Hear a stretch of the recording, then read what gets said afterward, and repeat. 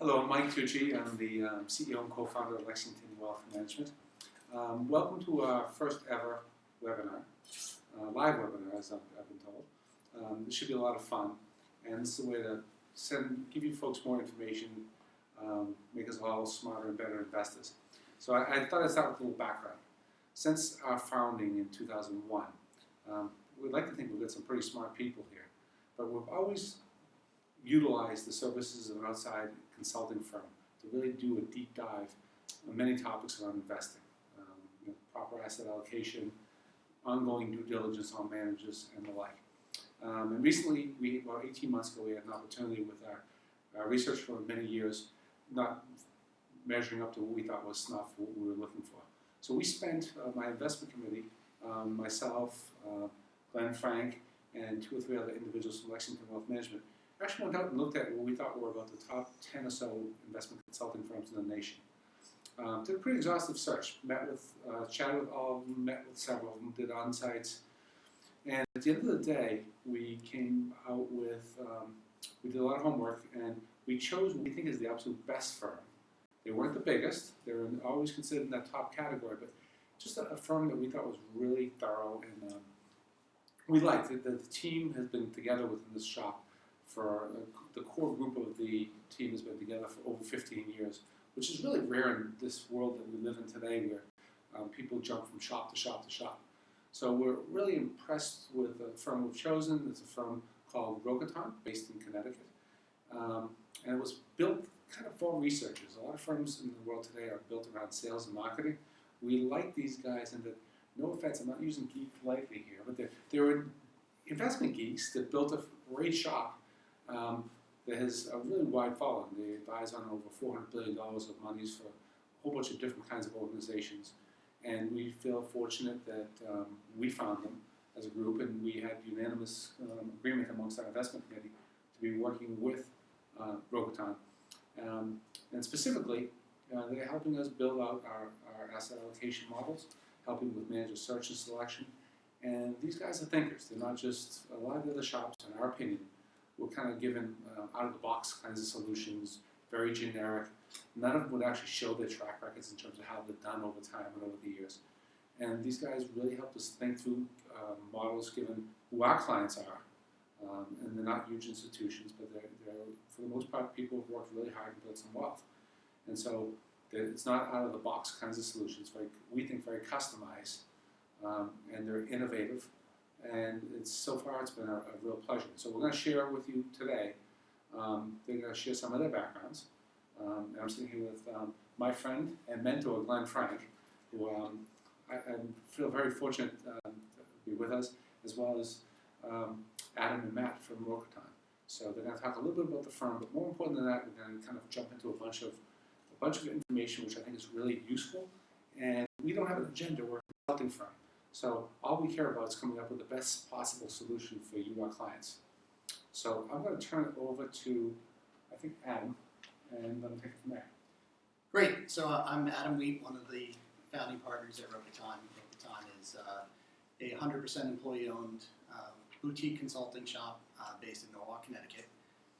We have about 65 people today and service 63 clients across a wide range of businesses, whether it's high net worth and advisory services, platforms that serve high net worth, institutional investors like pension plans, 401k plans, insurance companies. There's a broad range of needs that we're set up to meet, but those clients in aggregate represent about $440 billion in assets that we advise to. And the 65 people at Rocaton are really focused on identifying and delivering the very best investment solutions, whatever the needs are for those clients. So we organize our people across research and consulting. I'm a consultant. I lead the relationship and interact with the folks at Lexington Wealth Management on a day-to-day, week-to-week basis, making sure that we understand the needs of the team here and their clients. My research folks, Matt works on the asset allocation research team. We have about 25 people doing research across asset allocation and investment managers, evaluating the funds that we're going to recommend. And those folks are very senior people, and that's a deliberate decision we've made, and in the 15 or so years we've been together, even predating Rocaton, senior people leading the important areas of research has always been a hallmark of what we do. We know that we need to dig a little bit deeper to come up with unique insights that are going to lead to better than average results for our clients at the end of the day. So that's Rocaton in a nutshell. It's 65 people working very hard to meet the common goals of our clients. We very much think of all of our clients as our partners in this. We take it to heart that our clients, in this case Lexington, is getting what they need to service their end clients, and that their clients are going to end up with good investment results meeting their objectives over time. That's what we do. That's what we care about day in, day out. We live and breathe investments. One interesting thing on that note, I noted this when we got the firm going. When we look at a lot of Wall Street, there's some great firms out there, obviously with some great people in those firms. But I've always worried that the advice that is being offered sometimes may have a bias towards something they may be selling or not selling, or something of that nature, or an expertise they have or don't have. So one of the cornerstones of us choosing a research firm was a firm with a lot of resources that sees a lot that's going on out there, yet is not pushing any particular product. And so they are unbiased in terms of their views. And I say this sometimes, we may be wrong, but it's not because we're getting paid by someone to be wrong, right? So we're doing our absolute best to be very diligent and look for the best possible solution out there. And knowing that you folks don't have those biases increases our confidence, I guess. Yeah, and that was also, when we founded Rocaton, something that was important to us then and has continued to be a critical element of how we run our business. All of our revenues are generated by working with our clients and delivering them advice. We don't have product to sell. When we make a recommendation, it's our independent advice that stands on the due diligence we've done on that strategy, and there are no economic relationships to question or worry about around that. All of what we do is focused on delivering the best advice possible in the situation.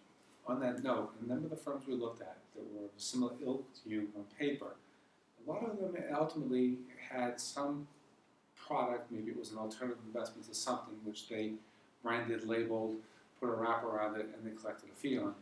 And we just worried that that perhaps would lead to something other than complete unbiased advice. So that was another feather in your cap. And frankly, another feather that we put in your cap was, we actually, proof was in the pudding. We actually went through a bunch of what you've actually done over the years in terms of when you've actively gone out and looked to hire managers. We've seen some pretty good results in a world that basically says you can't beat passive management. We actually saw many asset classes very positive outcomes where you did go with active managers. Any comments on? Yeah, that is a key element, and something that that we've done since Rocaton was founded was take stock of our investment recommendations that are generated by our research process, certify those managers and strategies that are being recommended, and track them through time. Let's figure out what's been recommended to clients and hold ourselves accountable for the results that those have generated for our clients over time. So we have composites or mixes of those strategies that we've been recommending that go back to 2002 when we founded the firm. We've added additional categories over time as those have become relevant and important to our clients. And I don't have the specific percentage on the top of my head, but over the last 5 years, for all of our mixes that have a 5-year track record, the majority, and I want to say it's closer to 2/3 of those categories, have outperformed their benchmarking peers. And that's that's as good of a proof statement as we could ever hope for. Is that we are putting clients, when we make recommendations to clients, the raw material we're working with has delivered results better than the market and better than other strategies we could have selected from. That said, we appreciate what you've done there, but we also have you folks researching ETFs and passive strategies for many of the asset classes that we've chosen, because there may be reasons that we maybe want to go with passive or keep the costs lower, or maybe for tax efficiency purposes and the like. So we're just trying to, we do believe in something here. We call it the free market of ideas, and that we'd like to be as open to thinkers as we can and have different options for clients depending on which way they'd like to go. Do you guys want to jump into some of the meat and potatoes? Absolutely. Let's do it. It is about dinner time, so.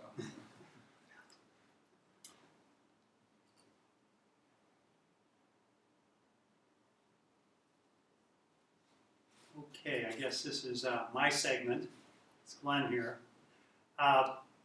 Question is, how does Rocaton actually fit into our overall service model here? And the short answer is very well. So I'm putting this in the context of the kind of the 5 steps that we've been using for decades in terms of serving our clients. And it's all about assets, as you can see here. So hopefully this is a very methodical, very thoughtful, holistic process, basically designed to get our clients to their financial goals. So first of all, asset needs. Basically, where are you today? What's your asset base? What kind of return needs do you have? What kind of performance do you actually need to have? And what's your comfort level? It has an awful lot to do about managing risk, and there's a big trade-off typically, between volatility and performance. And realize, again, volatility is not synonymous with risk. We could give you 0 volatility and put it all in cash, and then you'd have this tremendous risk about living your money. So it's kind of tricky stuff. And by and large, the first step is really on your service team here at Lexington. Rocaton will give us forecasts for different asset classes that help us in the numeric side of this. But again, mostly the first step remains with Lexington. The second step is asset needs. What are the asset classes to meet the asset needs? So from an academic perspective, and I've been academic for a long time, what will really drive performance is the asset classes you pick. So how much in stocks, how much in bonds, within stocks, how much domestic, how much international, et cetera, et cetera. These are huge drivers of performance, and they're certainly subject to a tremendous debate in our industry. And kind of sifting through all that is huge, and I believe it's the largest value add that Rocaton provides is helping us figure out the asset classes. These guys are, again, as Mike brought up, unbiased, tremendous backgrounds, high integrity, disciplined, and they're not afraid to think outside the box. So they're huge, huge partners in this very crucial step in the investment process. Now, there's other things part of the investment process goes, and the next step is asset class capture. So once you've decided what asset classes you're going to use, large U.S. equities, bank loan funds, or whatever, you have to decide how you're going to actually capture those asset classes. Are you going to use exchange-traded funds, mutual funds, separately managed accounts, limited partnerships, et cetera, et cetera? So when you go on the active side of the equation, and the passive as well, how are you going to pick your managers? And they do tremendous due diligence, far more than we ever could do. They're actually going out there knocking on doors, and the managers on the other side of the door, they know not to basically give these guys any BS. These are seasoned pros. And you can't simply chase performance. What happens is somebody with great performance in the past, you don't know if it's luck or a skill. And it takes tremendous skill to figure out the difference. And this is where Rocaton comes in beautifully. So asset class captures is a big part of what they do. The next step is more on our end. It's asset location. And this is a topic near and dear to my own heart. So once you've decided to put 15% into large U.S. equities and you're going to capture it with parametric or an ETF or something, you have to decide which account it's physically going to be located in. And that one's a no-brainer. We're always going to put that in a taxable account. Then again, another asset class we may promote will be bank loan funds. And I think they're a great source of yield today, and these folks will talk more about them later. But basically, but they're heavy tax. We're going to hold those in retirement accounts. Glenn, do you mind if I chime in for a second? Please. So I know a lot of people initially will say, great, you're going to locate things in different places. Why does it matter? And then if it does matter, what's it mean in terms of dollars or potential savings for clients? What's the range of kind of outcomes? Yeah, a great question. People try to quantify this all the time, and I won't get too esoteric, but a very, very credible source in our industry is Vanguard. And they have an interesting study out, and they actually quantify it, Mike. And basically, they say asset location can save 0.75% in income taxes. And you can add to that more for estate tax savings, the step up in basis issues. So that's material. And then there's the other side of the equation. That's the accumulation phase in life. Mm-hmm. Then there's the decumulation. And being very strategic about optimizing hey, what are you going to live off of? Mm-hmm. So optimal drawdown strategies might be another 75 basis points. So the bottom line is it's really quite material. And I think we take it as far, if not further, than just about anybody. And Rocaton also is helpful here. They'll get down into the weeds here with the asset classes and the managers we're picking, and they'll reflect on what's likely to happen from a tax perspective. So a comment I'd like to make here, I think it's interesting. Some entities, maybe bigger banks, may have some issues with locating different assets in different locations from a regulatory standpoint. And I've noted that many firms that are like ours, that are independent fee-only firms, maybe don't focus on it as much as we do. And offline, when I've had conversations with folks, my counterpart at other firms, is because you don't get credit for it. It doesn't show up in a performance report. But the ultimate performance report is your tax return. And ultimately, it is the savings that you may realize there along the way. So it's something that, even though it's difficult for us to, quote, get credit for doing, it can be material in terms of that savings compounded over a number of years can be material for the client. So we think it's worth it, and we think it's a real differentiator. And as a quick aside, it's kind of easy to talk about at this level, but then you have to execute it from an operations standpoint across multiple clients, across multiple accounts, which is why I think a number of people don't necessarily take it as seriously as we do. Well, it definitely takes some energy, but again, at the end of the day, we think it's really quite worthwhile. Excellent. Okay, so there's more steps in the final step is asset rebalancing. Life changes, portfolio changes, the flow changes, so should your portfolio. So if you really want to buy low, sell high, that means having the discipline to rebalance portfolios back to target. So if something's done particularly well, we ease up. Something's done poorly and still has long-term merit, we buy more. But that's as much art as it is science. And having Rocaton helping us through that it is extremely helpful. Is something a new paradigm on the globe that we should react to, or is it just more noise that we should ignore? Again, Rocaton is instrumental here.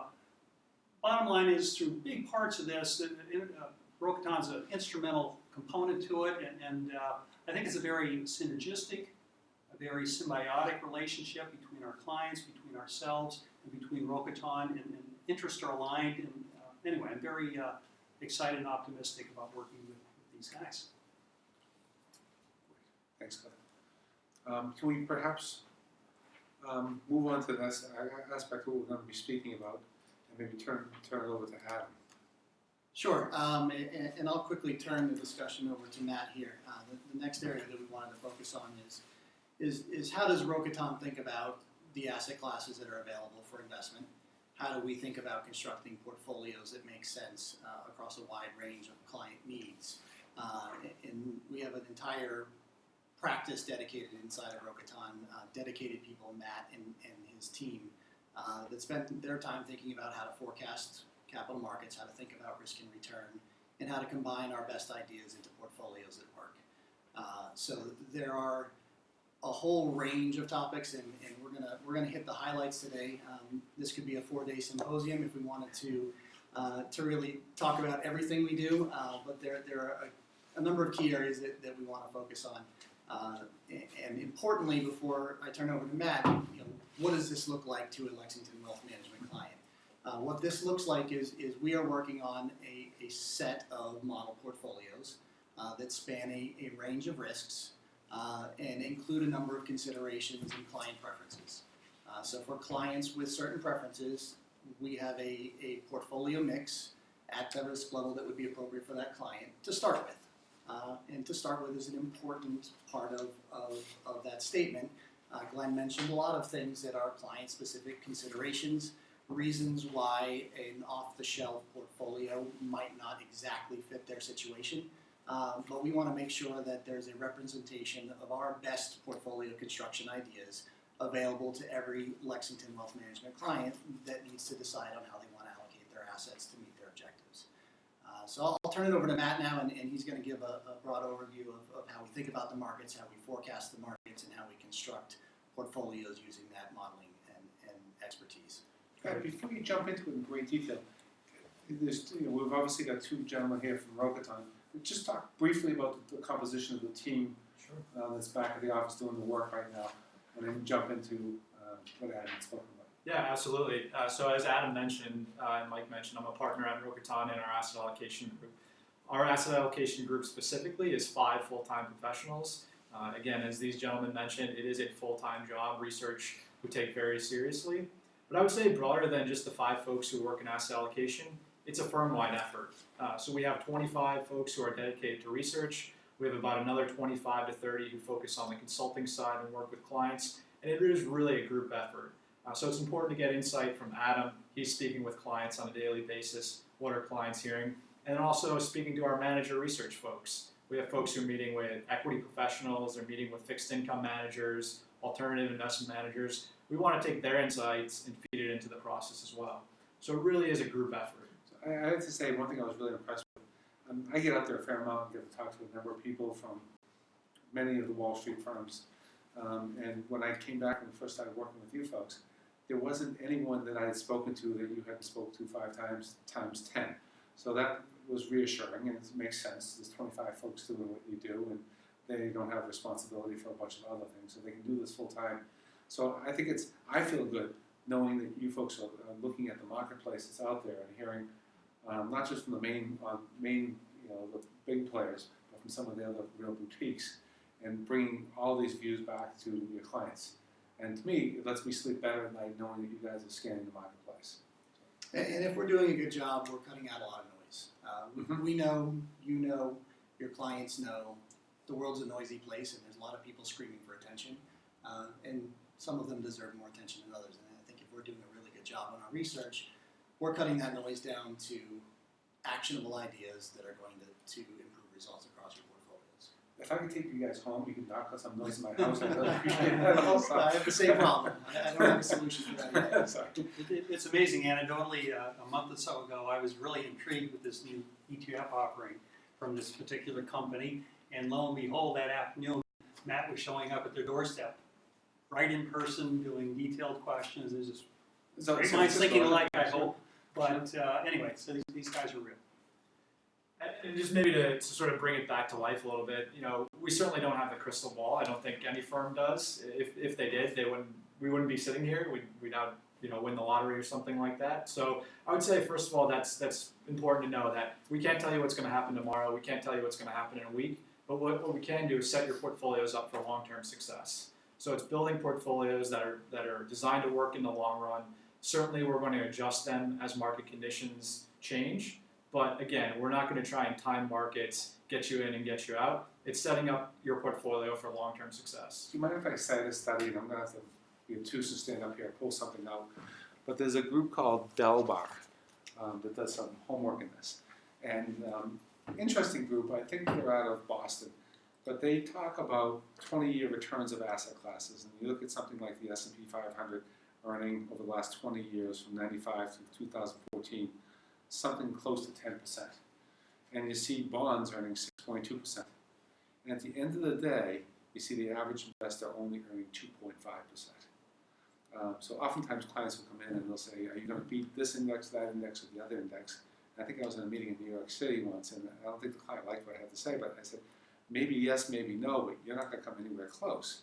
And I think a lot of the reasons people don't achieve this, and it's not within the scope of our conversation today, is something called behavioral finance. When people, things get really hot and really good, everyone wants to jump in, and that's the time you should probably be a little bit nervous. And when things look really scary and really frightening, everyone wants to jump out. And sometimes they jump out and won't jump back in because they'll think the market's doing a head fake on them. So we've always said, our thought process is, build, and I use a lot of car metaphors, so everyone here at Lexington's hearing me, they'll be nodding their heads. But we want to build an all-wheel drive vehicle that can work on a beautiful summer day, it can work pretty good on a snowy winter day. So one of the things we have helped you folks help us design with really resilient portfolios, right? Keep the cost low as we can, keep the efficiency as high as we can, and put asset classes in that make some sense that will let people actually realize the returns that are seen in the market. And to do that, to the best of my knowledge, you've got to stay in the market in one way, shape, or form. So. Yeah, they say the largest club in the world, investment club in the world, is the buy high, sell low club. We don't want you to be in that club. I would say there's a couple ways we try to achieve, some of the things Mike was talking about. Certainly focusing on risk. So return is important. We all want to, generate healthy returns and exceed our expectations. But focusing on risk is just as important. And I'd say combining that is the modeling work we do. So while we don't have the crystal ball, we do feel as though the process we have in place is robust. We feel it's sophisticated. It's intuitive, importantly. So modeling, the work that we do on the modeling side is of no use if none of you can understand it, if our clients can't understand it. So I'd say we combine all of these things, in, again, trying to build the best portfolio for clients. Now I could talk a little bit about our capital market assumptions at a high level and how we get there. I'd say for starters, we're very much value investors, or the term mean reversion comes to mind. And just to explain that at a very high level, we believe that, as Glenn said, buying low and selling high is the correct approach. Now again, we won't figure that out over the short term, but if we can take that approach over the long term, we think it'll win. With less risk, by the way. So mean reversion, ultimately, if something goes too well for too long, above its long-term expectation, the thought process is it'll come down. It might come down in price very quickly, or maybe the air is let out of the tires and it happens over the long haul. And the converse is also true.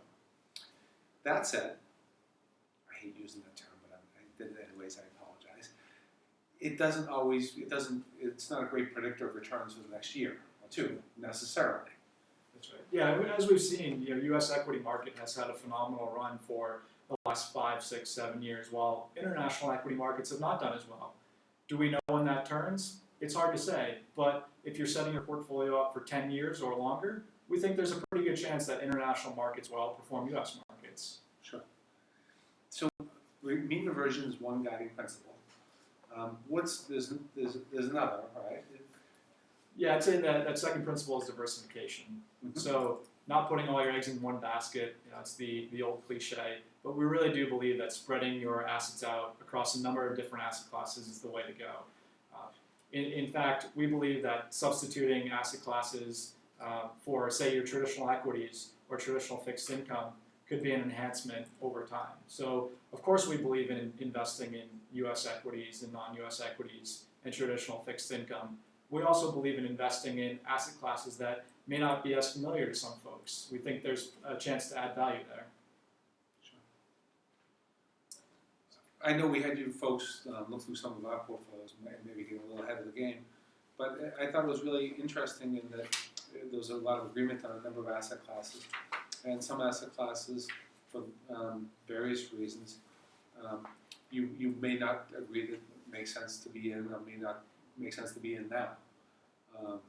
One of which was commodities, for example. Commodities is something we had in our client portfolios, but we, based upon long-term diversification premise, and you folks thought that money could be better placed elsewhere.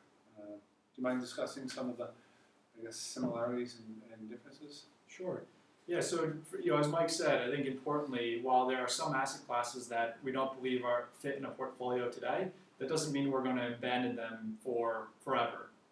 We reassess the opportunity set on an ongoing basis.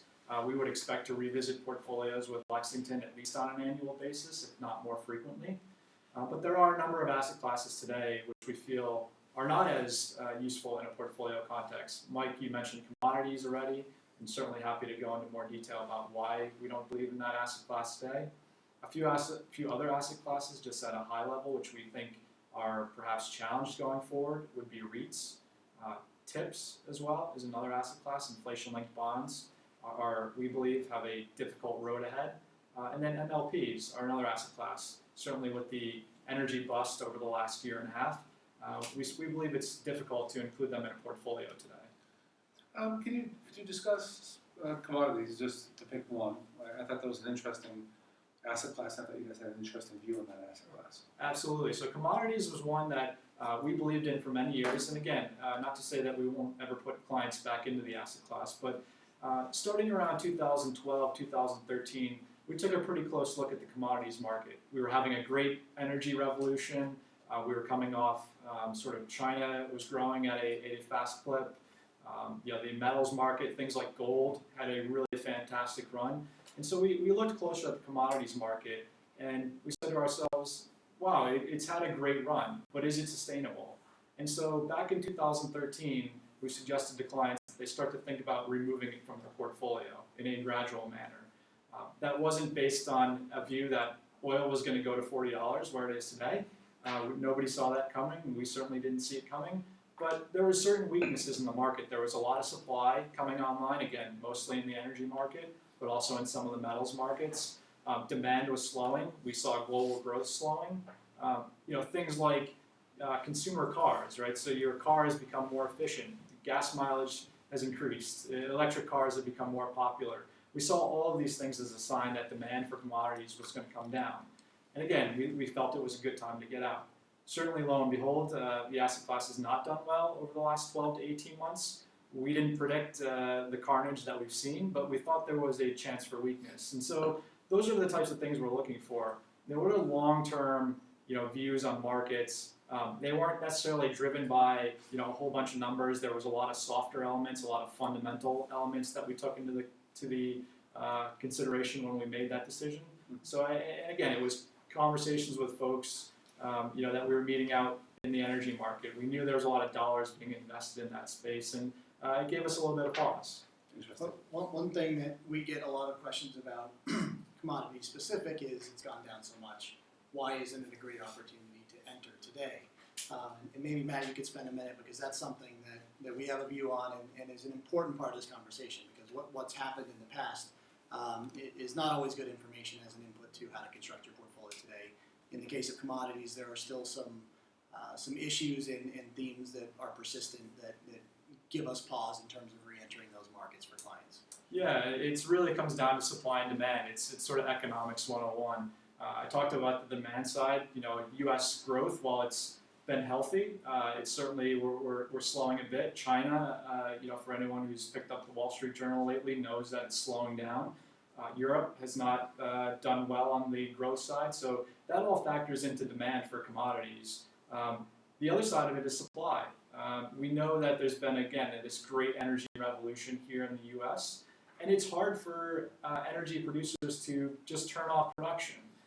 If you're an oil drilling company who is pumping oil and collecting revenues, would you shut off the spigot, so to speak, right away, or would you try to salvage some revenue with oil at $40 a barrel? So again, it's quite complicated, but we still think supply is coming online, and we think demand is slowing, and that's sort of the perfect storm for weakness. Interesting. Our investment committee asked that very question of you folks.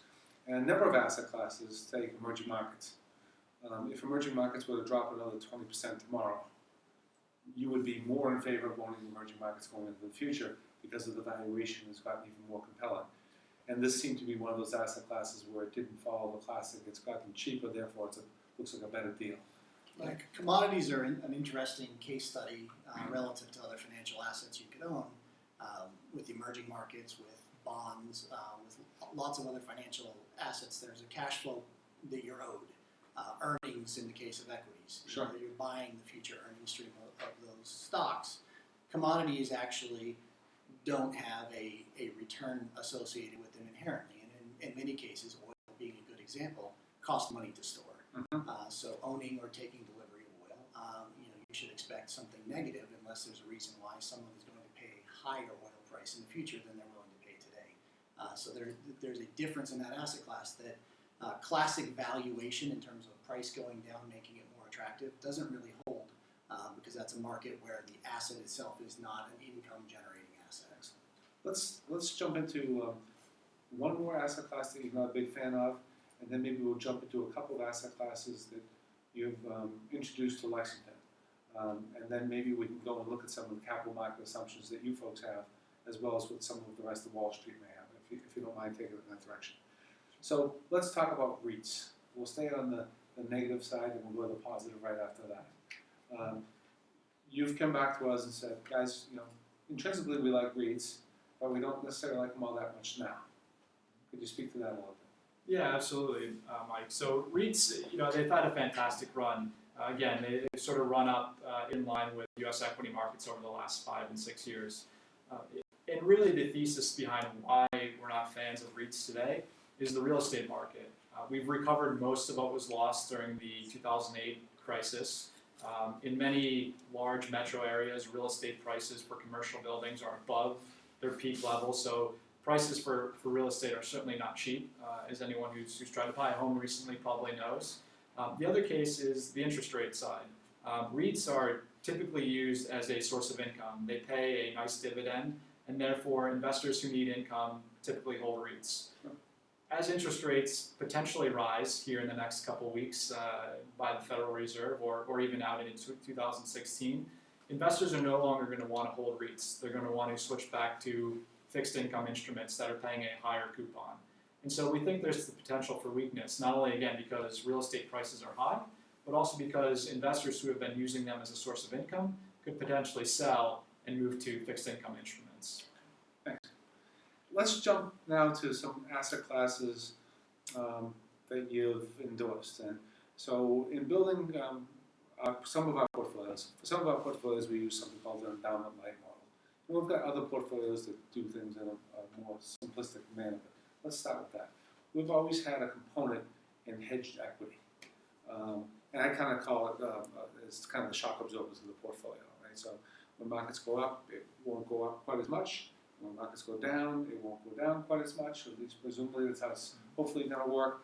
And over a full cycle, hopefully it smooths the ride out. And maybe it'll make some extra return, maybe it won't. But if it smooths the ride, that's a good thing for most clients from both a math perspective as well as from an emotional perspective. Downside of that asset class is, although a lot cheaper than it was 5, 6 years ago, it's still one of the more expensive asset classes we own in the portfolio. So we kind of came to you and said, here's what we're trying to do. How can we maybe make this part of our solution more resilient? And you said, well, you can keep part of the shop, so we're there in the hedged equity, but we think we have another asset class that might help do it and do it more efficiently. Yeah, that asset class would be convertible bonds. One of the probably most unknown and underutilized asset classes in our opinion, but one that we think is just fantastic. It's not going to excite anybody at the next cocktail party, but again, we think it's a great asset to add in a portfolio. So start at the high level. What's the outcome it's expected to produce, and then a quick review of what it is. Absolutely. So we would expect convertible bonds to deliver equity-like returns with less risk. It's that simple. For those of you familiar with the term Sharpe Ratio, we think convertibles will have a better Sharpe Ratio than equity markets. So a Sharpe Ratio is a measure of return per unit of risk, essentially. Right? Absolutely. So. And convertible bonds, really what they are is they're a fixed income instrument. So it's a traditional bond that many people know, but it's got the added value of being able to be converted into equity at a certain price. And so this conversion feature, being able to take a traditional fixed rate bond and turn it into equity, gives it different characteristics that we think are attractive. And what those characteristics are is when equity markets are rising, convertible bonds will go up as well because investors have this underlying equity option.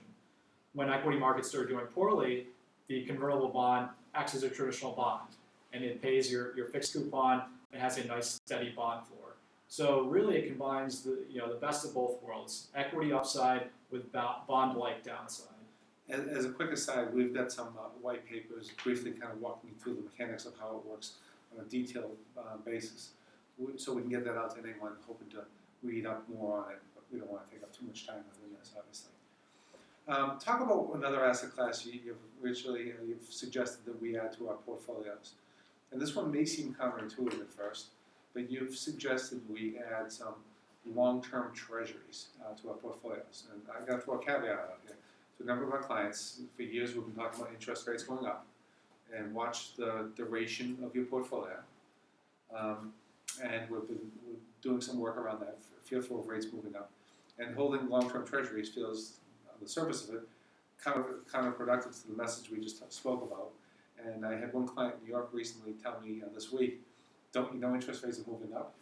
Are you crazy? And it's, well, we suspect they are moving up. We don't know they are. But it's there for risk control purposes. So I'll let you folks speak to potentially adding a part of our portfolio to long-dated treasuries. Yeah, I'll start with that, and it's interesting. Summer of 2009, I sat in front of a lot of clients and a lot of investment managers, and everyone was talking about tail risk. How do we hedge tail risk in our portfolio? We had just gone through. So tail risk, for those of you that aren't investment people, is really bad stuff happening to your portfolio. So extreme outcomes. Right. We had just gone through 2008 and into the spring of 2009 with the most extreme equity market outcome and really global financial outcome that most investors had ever seen. And so everyone was asking the question, I need protection from those type of outcomes in the future. That was an unacceptable outcome based on my objectives. Sure. So we talked a lot about hedging strategies. How can you take out that downside? And a lot of the investment management and asset management community were very creative and created a lot of solutions that were expensive and complicated to try and take out the downside associated with concentrated equity risk in a portfolio. So expensive strategies that were often tax inefficient, and you're not sure if they're going to work. Exactly. Right. And what we found over time is that when you have a meaningful level of equity risk in a portfolio, one of the very best hedges to the downside, or an asset that you would expect to rise meaningfully in value at the same time your equity investments are falling meaningfully in value, is long-term treasuries. The duration of those treasuries mean that they're very sensitive to moves in interest rates.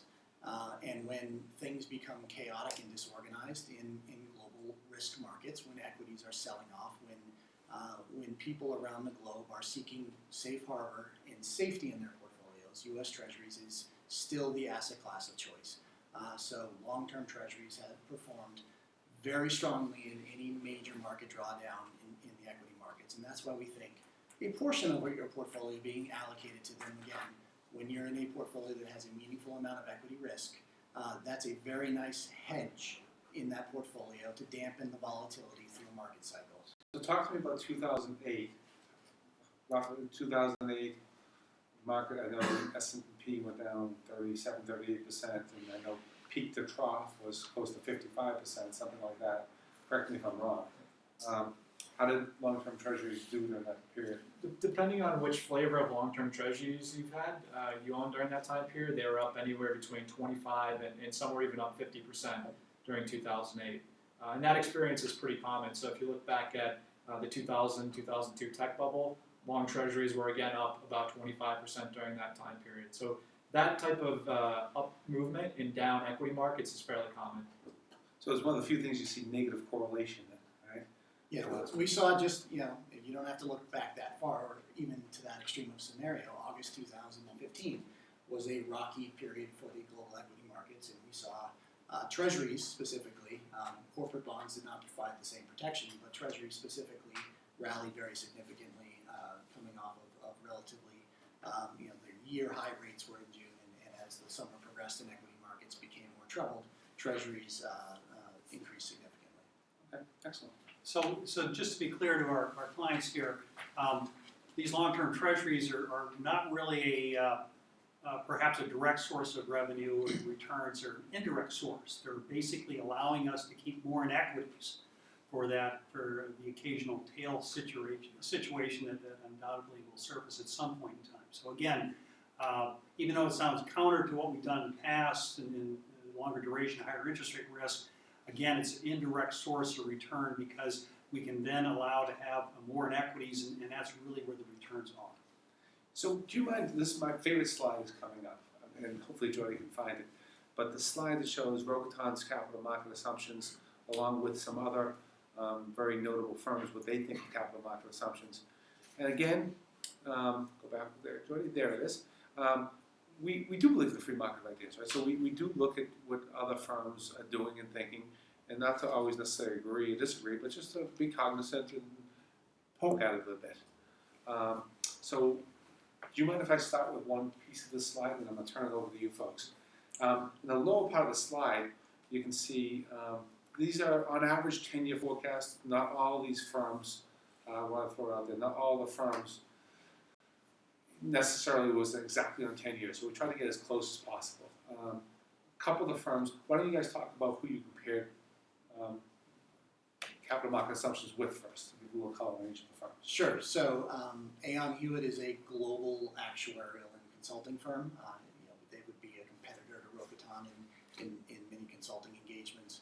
Goldman Sachs Asset Management is a very, very large asset management complex with product across the fixed income, equity, and alternative spaces. GMO is a local for here, Boston area, local asset management with multi-asset class capabilities and maybe best well known for one of their strategies that allocates across a range of global equities and fixed income. JP Morgan Asset Management, similar to Goldman Sachs, is a very large complex of asset management suites that cover the global markets, fixed income, and equities. Okay.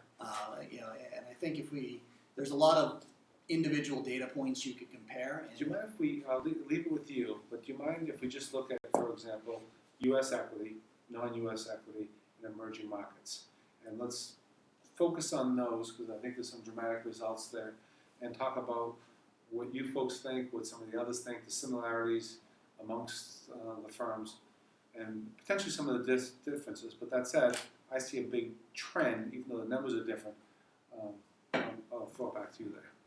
Sure, and I think before we dive into those rows, I think it's important to recognize that each of these firms have their biases in their approaches. If you look up and down the columns, GMO is lower than everybody in just about every column.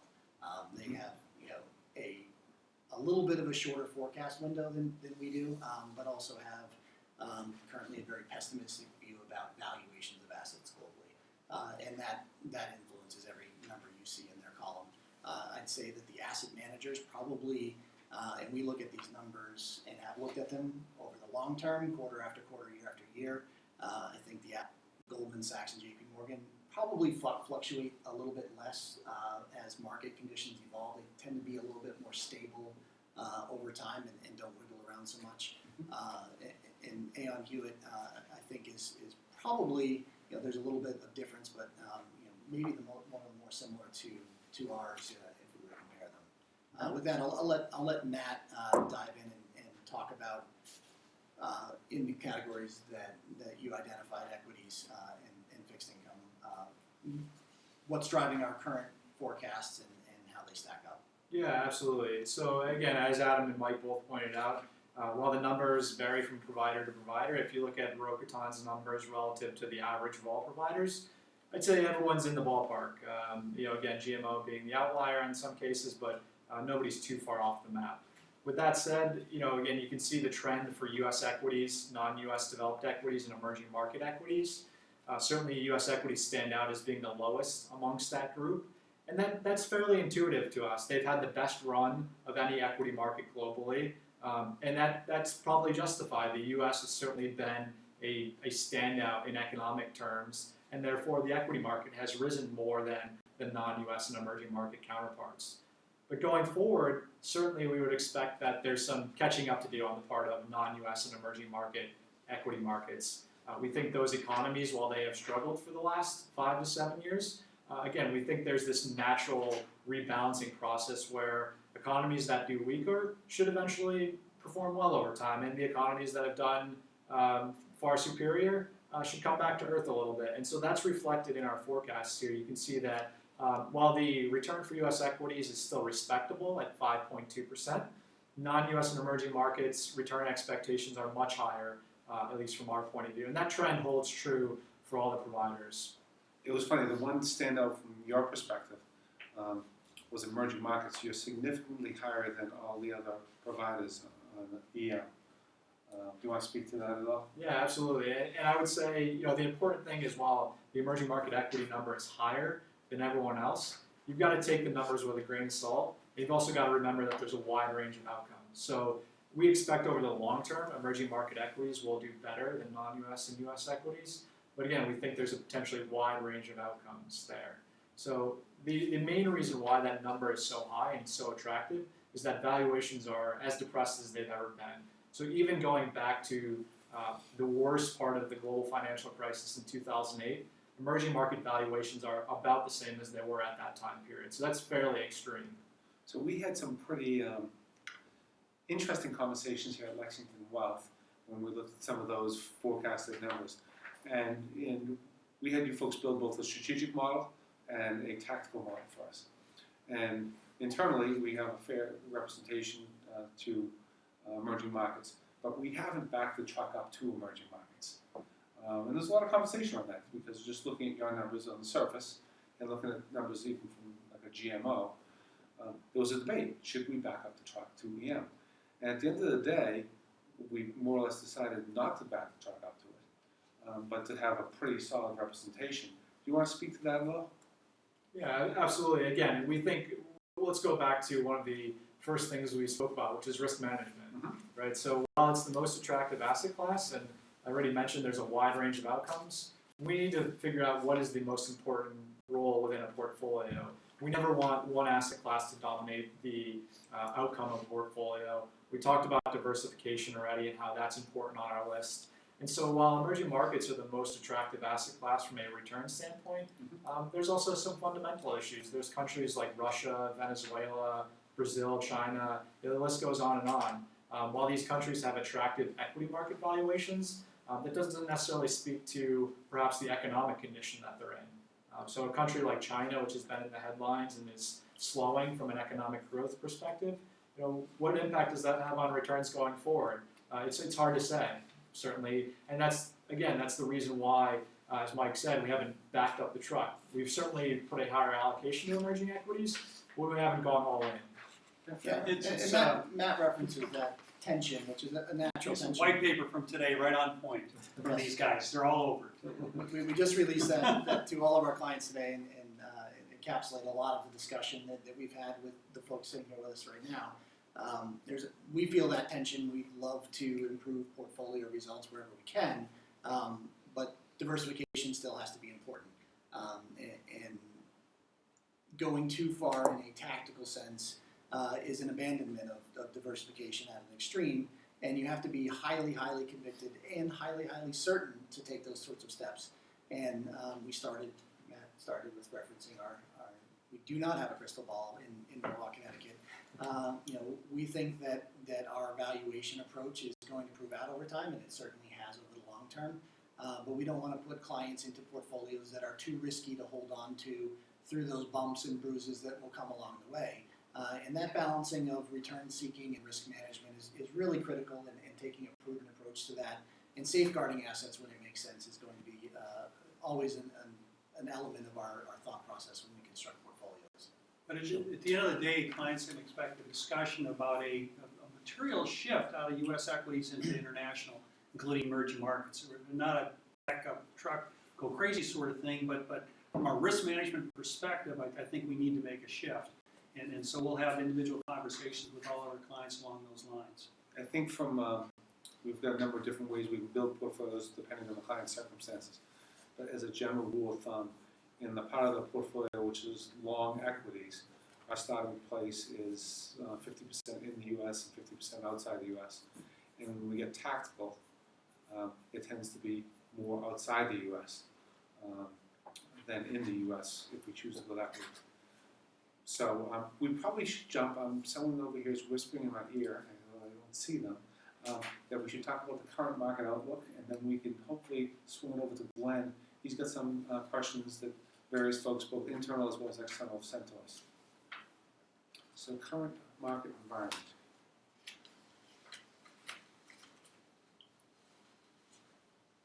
Adam, I'll throw it over to you. Great. The current market environment and a lot of our modeling incorporates a view of what longer-term normal means to us, and it's important for everyone, our clients that we talk to understand. We are not in the practice, nor do we consider ourselves experts at making short-term forecasts. We do not, if you ever see Matt or I on CNBC forecasting the next quarter of GDP, I would hope to get fired the next day, because that's not what we should be doing and not what we're good at. We do have views, and we have to understand the markets that we're living through and where we are relative to history, and bring that perspective to the table. And here are some of our current perspectives. The very first point I'd make is there's been so much hand-wringing, news coverage, discussion around when are rates going to rise? When is the Fed going to take action? When is the short rate going to be allowed away from this zero interest rate policy? And we expect that to happen. It's likely to happen in the near future, and that's a sign of a healthy growth pattern for an economy, and that will be great. But what we like to remind people is that rather than being fearful about that eventuality, we should welcome it. That has been one of the biggest headwinds and biggest punishments towards savers in our country that we've experienced in our investing lifetime. Very low interest rates is a penalty on savers. It's saying that you are not allowed to earn a return in a safe way. You must go and take risk to earn the return you need.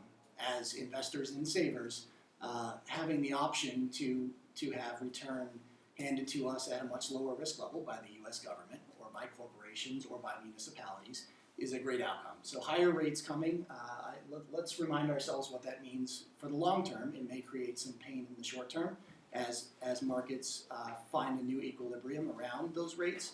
But let's look forward and think about earning 3, 4, 5% on savings, and what a strong position that puts a portfolio in, particularly for savers in the decumulation phase needing to generate income for retirement. The next thing that we talk about is the credit cycle, and this is the U.S. credit cycle specifically, where we've gone on a very long run where we've had low defaults. Credit spreads have been pretty tight to Treasuries. There has not been a lot of excess compensation for taking risk in terms of lending to corporations across the credit spectrum, and to an extent, we don't think that that's a trend that can last forever. Credit eventually goes through a cycle where financing becomes more challenging, companies default on their obligations, and the markets become more volatile. That dynamic, combined with U.S. equity markets at peak levels, and this is going back to the 2007 pre-crisis peaks. We're back there, so there's no reason markets couldn't continue to go up for years to come. They can't go up forever, and having gone so long without a meaningful correction is just an observation. We're not saying that it's going to correct tomorrow. We just know that it's been an awful long time and a trend that's persisted, and the valuations today suggest that that can't go on forever. It's interesting. Over the last few years, we've had some clients really question broader-based diversification. It seems that some of the lessons have been lost, especially in diversifying outside of the U.S. And I know there's a number of banks out there that will just, kind of give clients what they want, give them more U.S. equities, and that's been the thing that's winning. And let's just go there. And you can always build a portfolio that way, and we'll have an option that has some leaning towards the U.S. But we continue, along with you, to believe in broader-based diversification and ultimately looking at valuation, because I think over the long run, it's the kind of the proven thing that works. Yeah, and we're comfortable and have over the entire history of our firm made contrarian calls when we thought it made sense. And it's easy to follow what's happened and use that as information to put into a portfolio. But last year's best returner is very, very seldom this year's best performer. Mm-hmm. And falling in love with last year's winners is a dangerous game, and something that we want to take a longer-term approach about and make sure that we are adequately diversified and steering portfolios and steering in the sense of a mega tanker, not a speedboat. So shifting into the winds of where things are cheaper and where we think that we're going to have tailwinds more often than headwinds. I was wondering how long before the boating metaphors came into play. And I'll work on my car metaphors. Mike. I didn't have them all prepared today, but I thought I'd mix it up with a Thank you. nautical metaphor.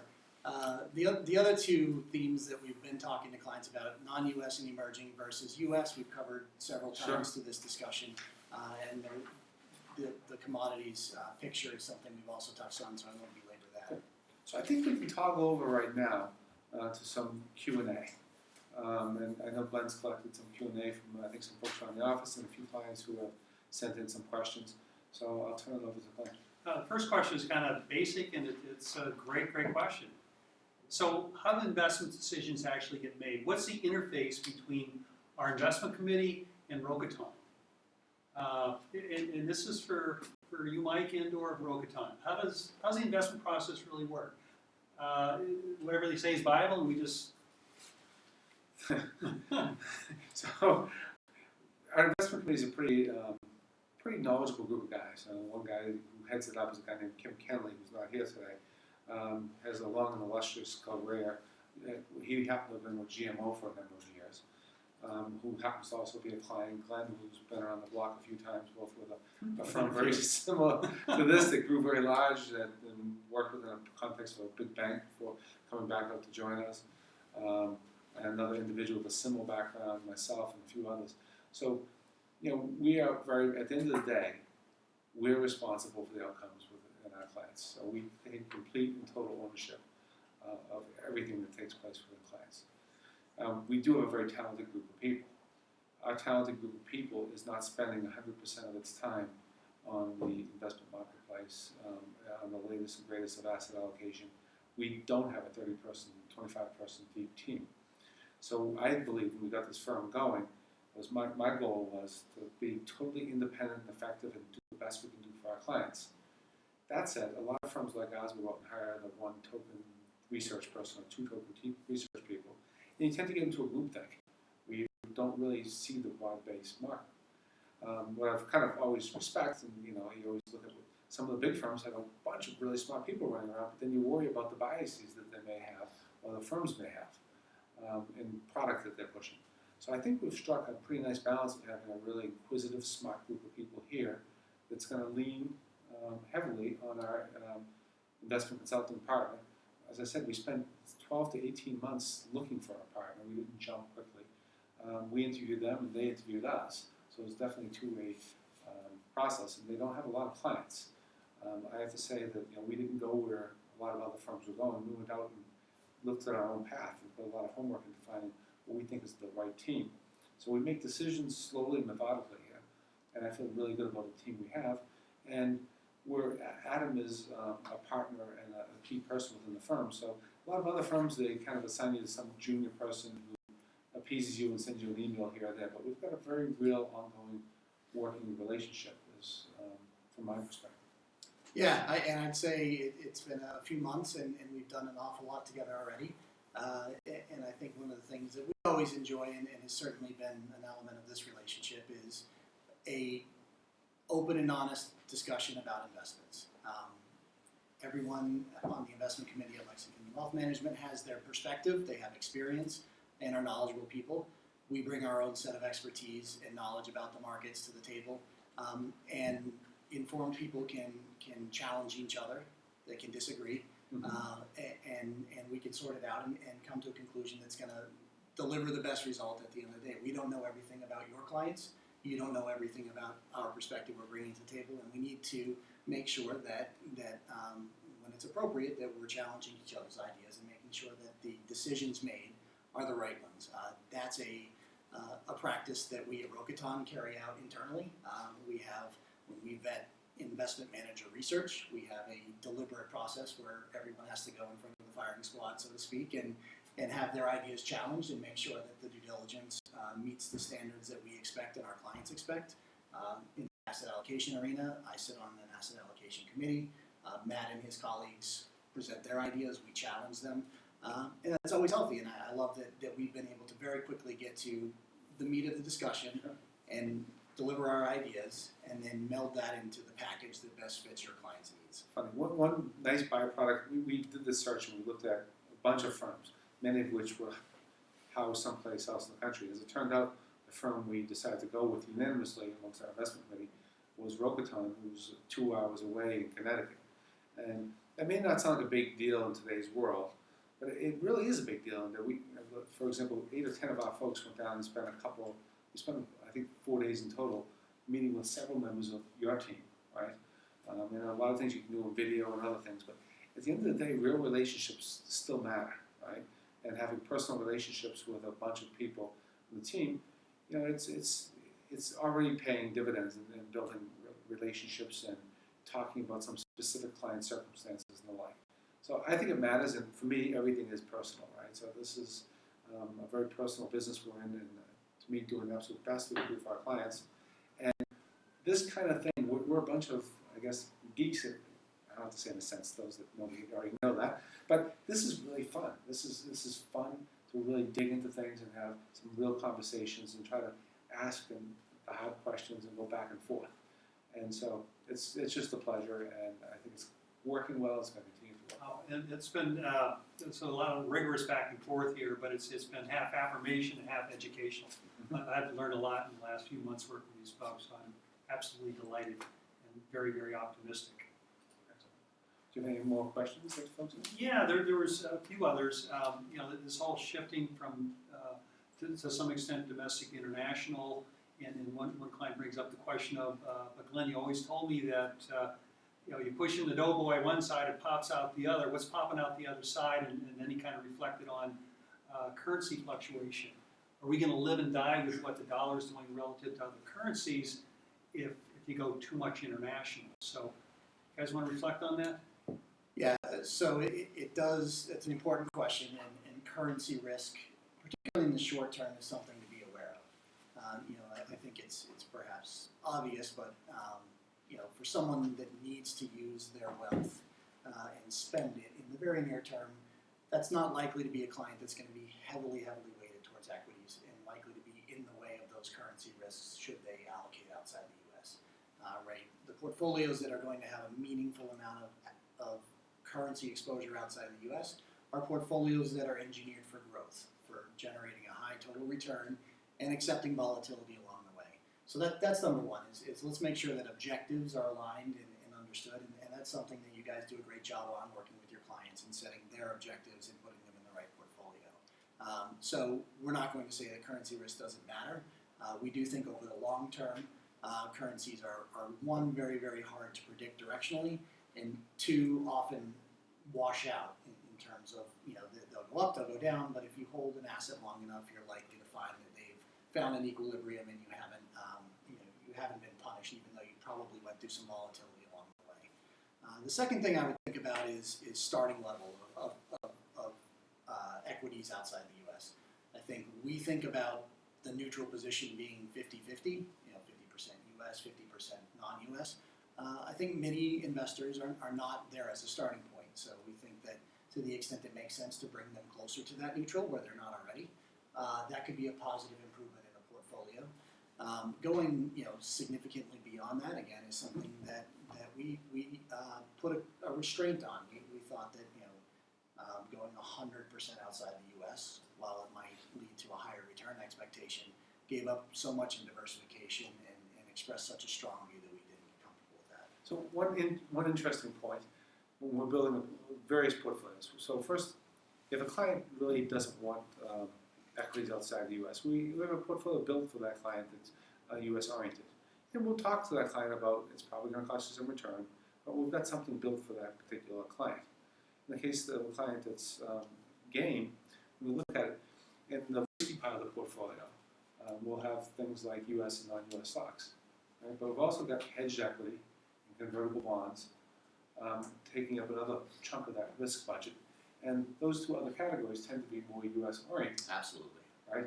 So by the time you get through with it, even when you're in the equity piece of it, the traditional equities, maybe closer to 50-50, by the time you factor in some of these other categories of hedged equity, which is difficult to do outside the U.S., and convertible bonds, it ends up being a much more palatable piece of the risk piece of the portfolio. Yeah, actually, it's got a nice chart on that if somebody wants to get it up on the screen. I mean, it just, if you go all US equity, you'll see lower returns and higher risk. That's actually an efficient, I'm not sure if we have that efficient frontiers where It, we've plotted them out, Jody. it's in there somewhere, but I'm sorry, but these folks. It's towards the end. It's okay. So let me describe the chart. Visualize. So luckily I'm half Italian, so I can use my hands pretty good. Okay.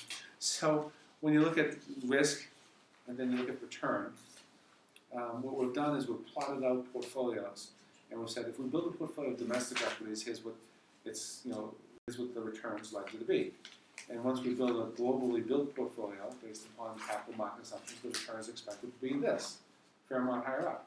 And then when we start to implement with the endowment light, when we're putting some other non-correlating asset classes in, it tends to shift it up yet again, right? And then we have another model where it basically allows us to get into more illiquid kinds of investments. It takes quite a bit of money to start to access some of those managers, but then it builds it up a little higher and a little more, less risk. So we'll help, we're architects in a sense, we're helping our clients design what feels comfortable and what feels right for them. We're going to try to educate them along the way. But someone come into your house and tell you need granite countertops in your kitchen, and you may not want granite countertops, right? We'll have something else that we can put in there, and they don't need to use granite countertops. So we are a flexible firm, ultimately trying to build something that our client believes in as much as we do. And because at the end of the day, you've got to live with this over a series of years. Not that you can't change it, but if you're not comfortable with what you have, you'll probably never see any of these returns going back to that study I showed you, why the average investor returns down here while our market returns are so much higher. In any case, there's a number of other questions, but pretty much they've been covered already. And obviously, clients have every opportunity to talk to us directly to answer those questions. So I guess I just want to thank these two gentlemen. They came up from Connecticut specifically to meet with us here in Lexington tonight to do this. So we're really thankful that you came up. Hopefully, if folks have questions, we're here. All of your advisors are here. We're here every day. Happy to answer them. And there's a lot more that goes behind it than we covered tonight.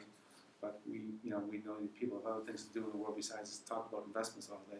But just wanted to let you know that we're obviously we're quite serious about what we're doing, and we believe, at least we all believe, that it's really worth putting the extra effort in. And it isn't just about going out and buying an ETF and thinking you're done. And this is just the investment side of it. There's a lot that goes into the planning, the asset location, integrating with your CPA, your estate planning attorney, and the like. That's all part of what we do here. We've got a pretty talented group of folks. So thank you for your time this evening, and if you're tuning into it later on, hopefully at your leisure, you can pick and choose what you'd like to listen to. So hopefully we'll do more of these if you folks like them.